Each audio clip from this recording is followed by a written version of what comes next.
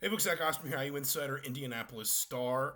Forgive the dormancy of the YouTube channel in the last few weeks. I've been taking some time off.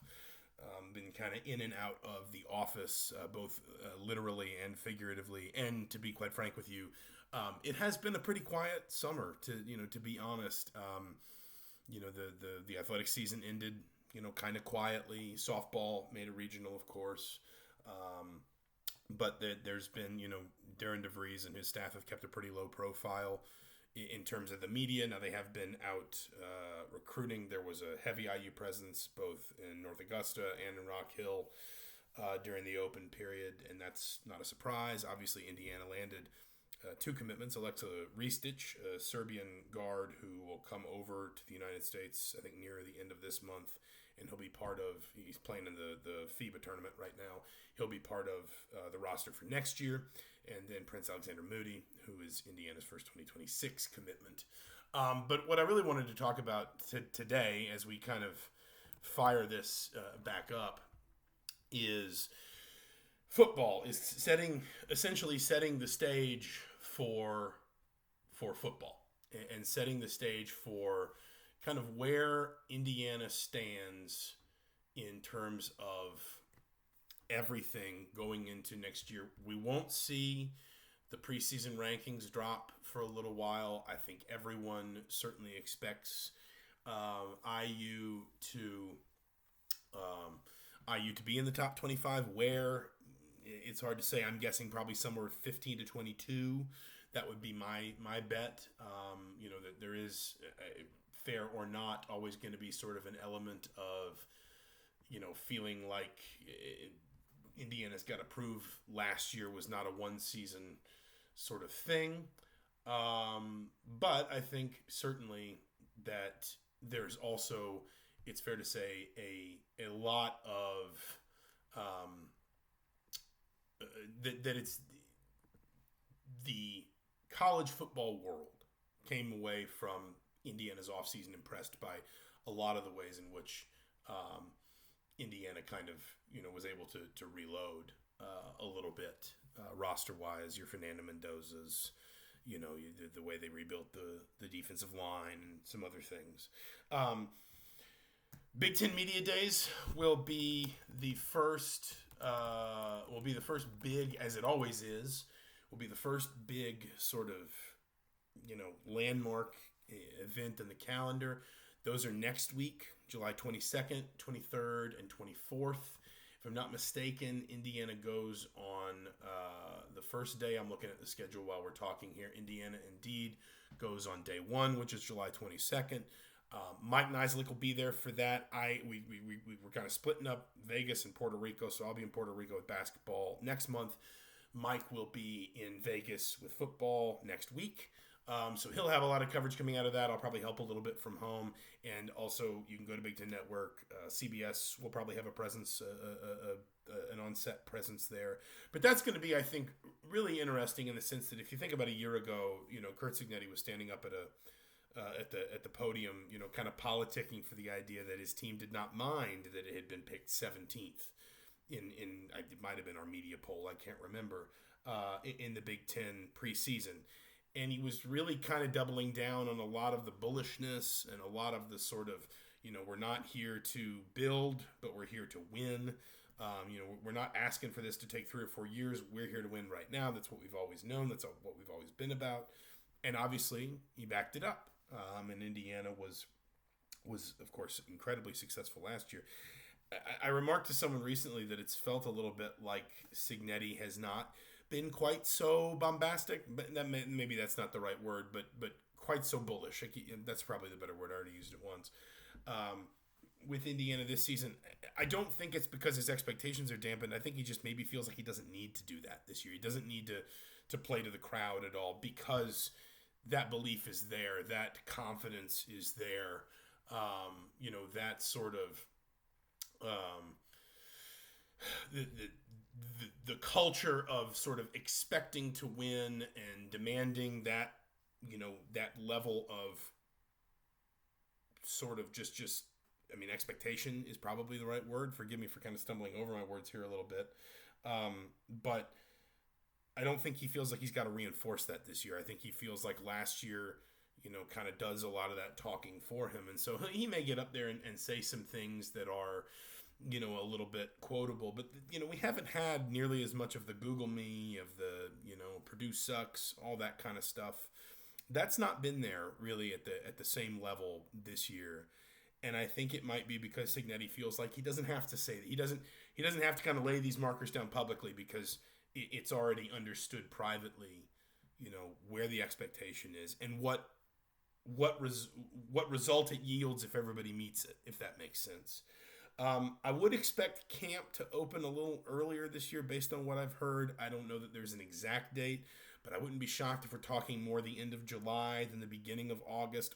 August 30th is an early date for week 1 in college football. That is I would say that's an early start for not being a week 0 game, which it's not. Week 0 is August 23rd. That's the weekend of course the game in Dublin, which is always kind of the big kickoff, if you will. There are a few other games that weekend, but Thursday, August 28th is like the first day on the calendar that is properly week 1. And so for Indiana to be kicking off on August 30th and for that to be the Saturday week 1 is a little bit early. And so I would expect camp to open a little bit earlier as well. Of course, a lot of what sustained Indiana fans through these summer months has been football recruiting, which has gone very well. Indiana's, depending on kind of where you look, top 25, top 30.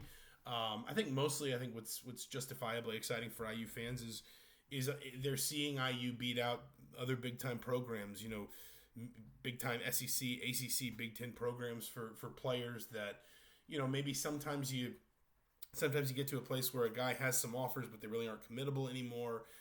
As early as we are in the cycle, it does feel like this is more Indiana essentially winning the recruiting battle sort of head up. And, you can look at, I think, Rivals, which of course is Rivals and On3 are now the same, has Indiana with, I think, 3 or 4 4-star prospects. ESPN's got Indiana with, I think, 3 4-star prospects.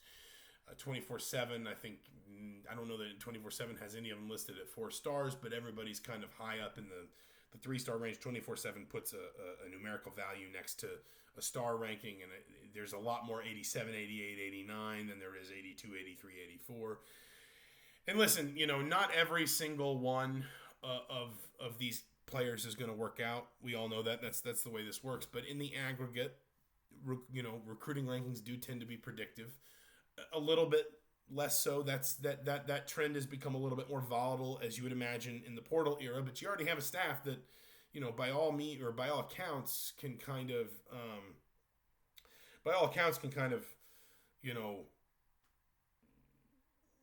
it can make its bones in the portal. We have seen Indiana have success going into the portal at a number of different positions under this staff and pulling out players, not just guys that were brought in from JMU, but elsewhere as well, players that come in and are successful, right away and contribute to winning at a really high level.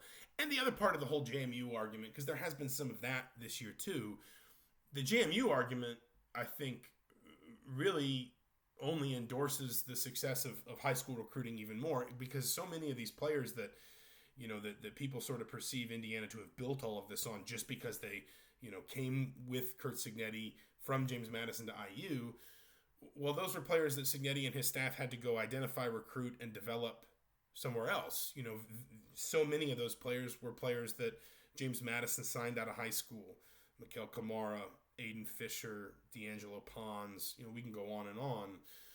1 or 2 were transfers. Elijah Sarrett started somewhere else and then came to JMU and then to Indiana. But you get the point that, if you're going to sort of hold the James Madison transfers as a reason why Indiana might suddenly, struggle to build past what it already has on its roster, then you can't really square that with the idea that Indiana's high school recruiting should be dismissed, because those JMU transfers are evidence that this staff is capable of identifying the right talent, the right skills and characteristics in high school players, and then developing those skills, turning those players into really effective college players. So I think that that these two things kind of overlap onto one another. They layer on top of one another, and I think Indiana fans are right to be excited about them. Nothing's guaranteed, but you feel good about the direction the program's headed at the moment.